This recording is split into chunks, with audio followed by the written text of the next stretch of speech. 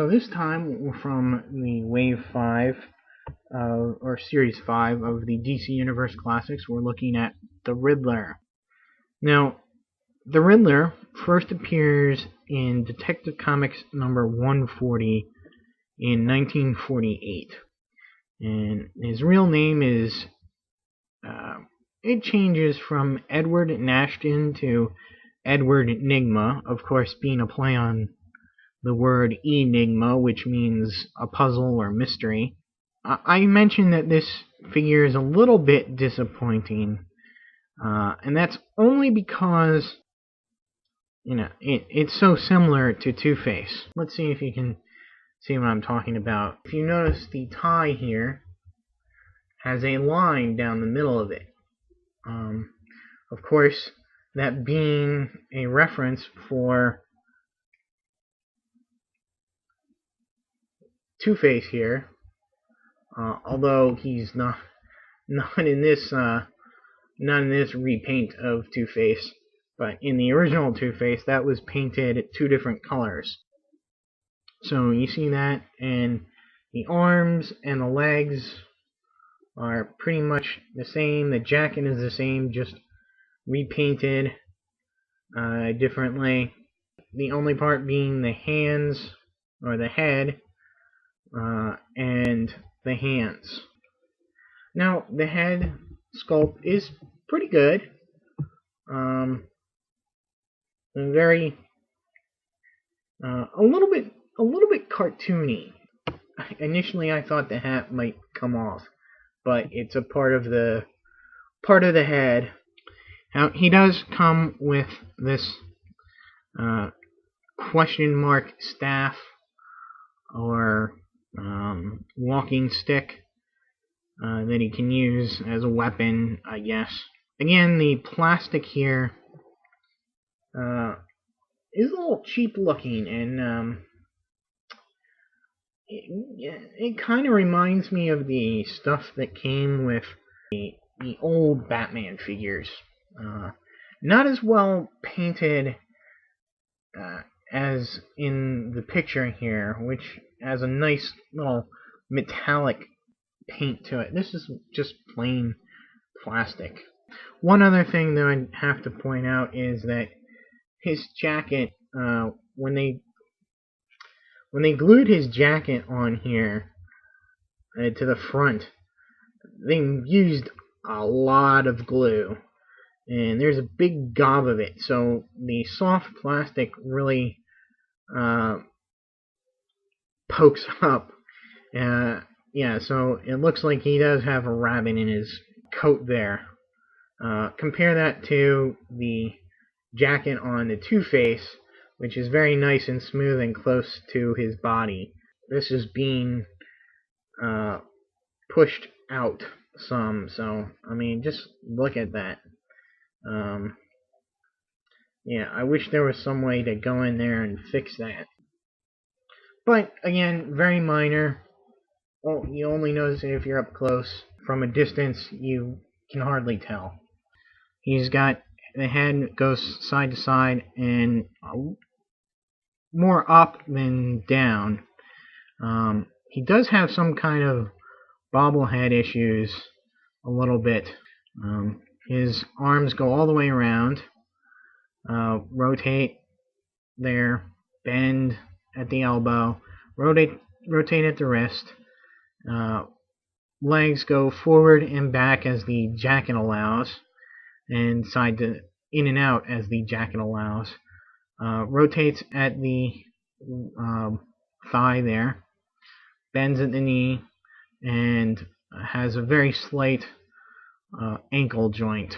The Riddler is one of my favorite Batman villains, next to the Joker. That's probably because he's such a cerebral villain. When he's written well, Batman won't beat him by physically beating him.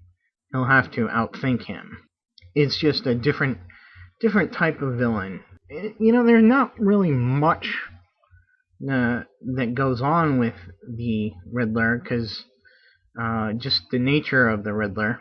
It's only really recently that he's gotten any really big long story behind him. There's been a couple of flashbacks to how he's become the Riddler, and his obsession for puzzles and riddles. He's a kid, and there was a prize in his school, so he snuck into the teacher who was running this contest of solving this puzzle, and he broke into there, figured out how to solve the puzzle in under a minute. So when it came time to have the actual contest, he was an expert at solving the puzzle. As much as he values intellect, he was not above cheating. It's been theorized that the reason why he's compelled to leave hints of his clues is that he wants to be found out. It's the guilty conscience that is providing this sort of way for his crimes to be solved or prevented. He starts to view Batman as his only intellectual equal because he's never beaten Batman. So it becomes a game to, it's not so much for the crime, but for the satisfaction of beating Batman, being smarter than Batman. He develops cancer, and he uses, unbeknownst to Ra's al Ghul, he uses a Lazarus pit to cure himself, and that's how he comes to meet up with Hush, Tommy Elliot, and he conspires with Hush to beat Batman, and he then deduces Batman's identity. But he, much like the Kingpin, when he discovered Matt Murdock's secret identity, the Riddler is keeping it very close to the vest. So before you can really tell anybody about it or use it to any effect, he's put into a coma during the Infinite Crisis, where he was smacked on the side of the head by the Shining Knight. When he recovers from that, he has a memory loss, but it's not really sure what he remembers and what he doesn't. And it's hinted that he does know the secret about Bruce Wayne, and I guess he receives some sort of pardon or excuse, because he sets up shop as a consulting detective in Gotham City. He's very much almost competition of Batman, so he's figured out a way to compete with Batman and be smarter than Batman by solving crimes before him, rather than actually committing the crimes. That I believe Paul Dini came up with that.